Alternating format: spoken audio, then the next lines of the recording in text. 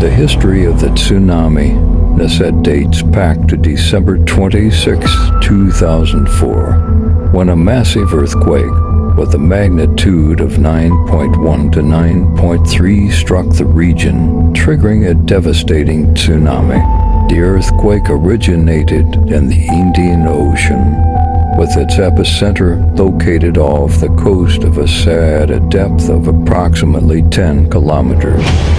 The tsunami waves reached heights of up to 30 meters, traveling at speeds of up to 100 meters per second or 360 kilometers per hour. This catastrophic event resulted in extensive destruction along the coastal areas of Aceh, with an estimated total loss of around $4.5 billion.